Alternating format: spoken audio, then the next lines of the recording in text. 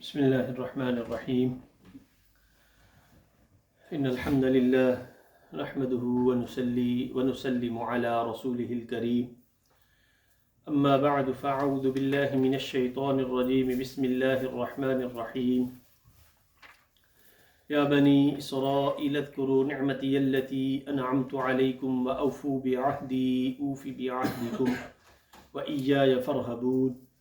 صدق الله العظيم وصدق رسوله النبي الكريم الأمين رب اشرح لي صدري ويسر لي أمري واحلل عقدة من لساني يفقهوا قولي إن الله وملائكته يصلون على النبي يا أيها الذين آمنوا صلوا عليه وسلموا تسليما اللهم صل على سيدنا محمد وعلى آل سيدنا ومولانا محمد وبارك وسلم عليه الصلاة والسلام عليك يا سيدي يا رسول الله وعلى آلك وأصحابك وسلم عليك يا شفيع المذنبين. سامعین ذی وقار، آج کی جمعۃ المبارک کی اس مختصر سی نشست میں انشاءاللہ العزیز سورہ بقرہ کی آیہ مبارکہ نمبر 40 ہماری گفتگو کا عنوان ہے۔ اس آیہ مبارکہ میں اللہ رب العزت اولاد حضرت یعقوب علی نبینا علیہ السلام سے مخاطب ہے۔ یا بنی اسرائیل اذکروا، ارشاد ہوا اے اولاد یعقوب، اذکروا نعمتی اللتی، میری نعمتوں کو یاد کرو، اللتی انعمت علیکم، کہ وہ میری نعمتیں، وہ میرے انعامات جو میں نے تم کو عطا کیے۔ وَأَوْفُوا بِعَهْدِي، ایک دستور ہے کہ انسان کسی کو کوئی چیز دیتا ہے، کوئی نوازش عطا کرتا ہے تو بدلے میں اس سے کسی چیز کا مطالبہ کرتا ہے یا اس سے کوئی چیز، کوئی کام کرنے کا کہتا ہے۔ تو اللہ فرماتا ہے میری ان نعمتوں کو، اذکروا نعمتی اللتی انعمت علیکم، میرے انعامات کو یاد کرو، اور پھر انعامات کو ہی نہ یاد کرو، اپنی ذمہ داریوں کو بھی یاد کرو۔ وَأَوْفُوا بِعَهْدِي، اور پھر پورا کرو جو تم نے میرے ساتھ وعدہ کیا تھا۔ اوفی بعہدکم، اور میں تمہارے ساتھ کیا ہوا اپنا وعدہ پورا کروں گا۔ ہم آگے چل کے دیکھیں گے کہ اللہ رب العزت نے کیا وعدہ کیا ہے۔ وَإِيَّايَ فَارْهَبُونَ، اور صرف مجھی سے ڈرو۔ وَإِيَّايَ فَارْهَبُونَ، اور اللہ کی ذات ہی وہ ذات ہے جس سے تمہیں ڈرنا چاہیے۔ ہم ایک ترتیب کے ساتھ سورہ بقرہ کی تفسیر کو لے کے چل رہے ہیں۔ جو اس سے قبل کی آیات ہیں، ان آیات میں اللہ رب العزت نے ایک عام انسانوں کو اپنی نعمتیں یاد دلا کر ایمان لانے کی اللہ رب العزت نے ترغیب دلائی ہے۔ پچھلی آیات میں یا ایھا الناس اعبدوا ربکم الذی، اے لوگو، اللہ رب العزت نے انسانوں کو مخاطب کیا، کسی گروہ کی تفریق نہیں کی۔ جس طرح یہاں پہ ایک بنی اسرائیل، ایک گروہ کو، ایک قبیلے کو، حضرت یعقوب علیہ السلام کی اولاد کو مخاطب کیا، لیکن قبل اللہ رب العزت نے عام انسانوں کو عام نعمتوں کو یاد دلا کر ایمان کی ترغیب دلائی۔ یا ایھا الناس اعبدوا ربکم الذی خلقکم، اپنے رب پہ ایمان لے آؤ، اپنے رب کی عبادت کرو۔ الذی خلقکم والذین من قبلکم، جو تمہیں بھی پیدا کیا جس نے، اور تمہارے آباء و من قبلکم، تم سے قبل کا بھی خالق و مالک اللہ رب العزت کی ذات ہے۔ لعلکم تتقون، اور عام نعمت الذی جعل لکم الارض فراشا، وہی خدا ہے جس نے اس زمین کو تمہارے لیے رہنے کے قابل بنایا۔ الذی جعل لکم الارض فراشا والسماء بناء وانزل من السماء ماء، گویا اللہ رب العزت نے بہت سی نعمتیں گنوائیں اور یہ ترغیب دلائی کہ میری ہی یا ایھا الناس اعبدوا، اپنے رب کی عبادت کرو۔ اور اس آیہ مبارکہ میں اللہ رب العزت خاص بنی اسرائیل کو اپنے خاص احسان یاد دلا رہا ہے۔ قبل عام نعمتوں کا ذکر کیا۔ اس آیہ مبارکہ میں ایک گروہ کو اللہ رب العزت نے خاص اپنے انعامات کا تذکرہ کیا، اور وہ آگے آئیں گے اللہ رب العزت کے ان کے اوپر خاص انعامات اور خاص نعمتیں، خاص اللہ کا کرم کیا تھا۔ اور دوسرا، اس آیہ مبارکہ کا جو اس سے قبل کی آیات ہیں اس سے یہ مطابقت ہے کہ اس سے قبل اللہ رب العزت نے عام لوگوں کو وہ عہد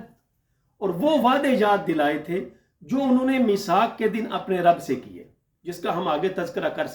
چکے ہیں پچھلی آیات میں، الذین ینقضون عہد اللہ من بعد میثاقہ کے عنوان میں، الذین ینقضون عہد اللہ من بعد میثاقہ۔ اللہ فرماتا ہے کچھ لوگ ایسے بھی ہوتے ہیں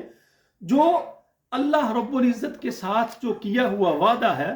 اس وعدے پہ وہ پورا نہیں اترتے، اسے توڑ دیتے ہیں۔ الذین جو توڑتے رہتے ہیں عہد خداوندی کو، من بعد میثاقہ، کہ وہ وعدہ جو انہوں نے اللہ رب العزت کے ساتھ کیا، وَيَقْطَعُونَ مَا أَمَرَ اللَّهُ بِهِ، اور جن کاموں کو اللہ رب العزت نے کرنے کا حکم دیا ہے ان سے نافرمانی کرتے ہیں، اس وعدے کو توڑتے رہتے ہیں۔ أَن يُوصَلَ وَيُفْسِدُونَ، اور وہ رشتے جن کو اللہ نے جوڑنے کا حکم دیا ہے ان کو توڑ دیتے ہیں۔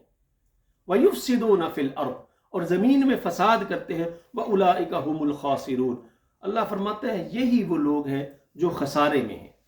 تو قبل اللہ رب العزت نے میثاق کے دن جو عام میثاق کے دن جو اللہ رب العزت کے ساتھ وعدہ کیا تھا عام لوگوں کا، اس کا تذکرہ کیا۔ اب بنی اسرائیل کو وہ خاص عہد و پیمان یاد کروایا جا رہا ہے جو اللہ رب العزت نے خاص طور پر ان سے لیا تھا۔ تیسرا یہ کہ اس سے قبل معلوم ہو چکا ہمیں کہ شیطان کو حسد نے تباہ کر دیا، اور وہ آدم علیہ السلام سے پہلے اپنے آپ کو خلافت کا حقدار سمجھتا تھا، اور حضرت آدم علیہ السلام کی قدر و منزلت اس سے دیکھی نہ گئی، اور اس کا انکار کر کے وہ ملعون ہوا۔ اور اب کفار بنی اسرائیل کے وہ لوگ جو نبی اکرم صلی اللہ علیہ وآلہ وسلم پہ ایمان نہیں لائے، آپ کی تشریف آوری کو وہ نہ سمجھ سکے، وہ پہلے سمجھتے تھے کہ پیغمبر ہم میں آئے گا، لیکن جب پیغمبر اسلام بنی اسماعیل میں تشریف لے آئے تو پھر وہ اس بات کے انکار ہو گئے کہ اگر ہم ان کی پیروی کرتے ہیں تو جو صدیوں سے لوگ ہمارے پیروکار ہیں، جو ہمارا ایک سکہ قائم ہے، وہ ختم ہو جائے گا۔ تو اس لیے اللہ رب العزت ان کو حضور اکرم صلی اللہ علیہ وسلم کی خاص طور پر تشریف آوری کا جو عہد و پیمان ہے اس کا اللہ رب العزت تذکرہ کر رہا ہے۔ اور چوتھی بات یہ بتایا جا رہا ہے کہ اس سے قبل حضرت آدم علیہ السلام کے واقعات بیان فرما کر حضور اکرم صلی اللہ علیہ وسلم کی نبوت کو اللہ رب العزت ثابت فرما رہا ہے کہ دیکھو وہ انسان، وہ بندہ، وہ رسول جو کسی کے پاس پڑھنے کے لیے نہیں گیا، اور جو باتیں، جو معاہدے، جو کلام میرے اور تمہارے درمیان تھا، یہ امی نبی اگر تمہیں بتا رہا ہے تو یہ اس بات کی تصدیق ہے کہ اللہ رب العزت کی طرف سے سچا نبی ہے، یہ اللہ رب العزت کی طرف سے رسول ہے، اس لیے یہ ساری باتیں بتا رہا ہے۔ اب آتے ہیں اس سورہ مبارکہ کی تفسیر کی طرف۔ یا بنی اسرائیل اذکروا، بنی اسرائیل، یہ دو اسرائیل بنیادی طور پر دو لفظوں سے ملا ہے، ایک ہے اسرا اور دوسرا ہے عید، جس کا مطلب ہوتا ہے اللہ رب العزت کا مقبول بندہ۔ اور یہ لقب حضرت یعقوب علیہ السلام کو عطا ہوا، اس وجہ سے حضرت یعقوب علیہ السلام کی جو اولاد ہے ان کو بنی اسرائیل کہا جاتا ہے۔ اذکروا، اس کے معنی یہ ہے کہ اللہ رب العزت کی نعمتوں کو یاد کرو، ان کا چرچا کرو۔ نعمتی اللتی، نعمت اس خاص نفع کو کہتے ہیں کہ جو بطریق احسان انسان کسی کو پہنچائے۔ ویسے ہی کسی کو چیز دے دینا وہ نعمت نہیں ہوتی، احسان کے طور پر عمدہ طریقے سے کسی کو کوئی چیز عطا کر دینا اس کو نعمت کہا جاتا ہے۔ اسی لیے کہتے ہیں نا کہ اللہ کی راہ میں اگر نیکی کرو، کوئی چیز خرچ کرو، لن تنالوا البر حتی تنفقوا مما تحبون، جو نیکی کی معراج ہے وہ اس وقت تک نہیں تمہیں مل سکتی جب تک کہ اللہ کی بارگاہ میں سب سے قیمتی چیز لے کے نہ آؤ۔ لن تنالوا البر، نہیں پہنچ سکتے تم نیکی کی روح کو نیکی کی معراج کو، حتی تنفقوا مما تحبون، جو سب سے قیمتی چیز ہے اسے بارگاہ خداوندی میں لے کے آؤ۔ تو اللہ فرما رہا ہے جن نعمتوں کا میں تمہیں، جو نعمتیں میں تمہیں عطا کر رہا ہوں، پورے خلوص کے ساتھ اور محبت کے ساتھ میں تمہیں عطا کرتا ہوں، ان میری نعمتوں کو یاد کرو، اور نہ کہ ایک خاص نعمت کو، یعنی اس نعمت و کرم کو یاد کرو جو خاص تم پر کیے، جیسے فرعون کا ہلاک کرنا، تمہیں مصر کا مالک بنا دینا، مصر کا ملک عطا کر دینا، تمہارے لیے میں نے دریا کو خشک کیا، من و سلوا کا برسانا، یا بنی اسرائیل اذکروا، ان ساری میری نعمتوں کو یاد کرو، التی انعمت علیکم، یعنی وہ نعمتیں جو خاص میں نے تم کو عطا کی۔ جتنی انسان کو زیادہ نعمتیں ملتی ہیں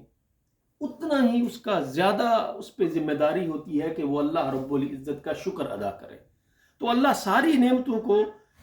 یاد کروا کے یہ بتا رہا ہے کہ دوسروں کو مقابلے میں تم پہ زیادہ لازم ہے کہ تم میرے مصطفیٰ پہ ایمان لے آؤ، کہ تم پہ میں نے زیادہ انعامات کیے،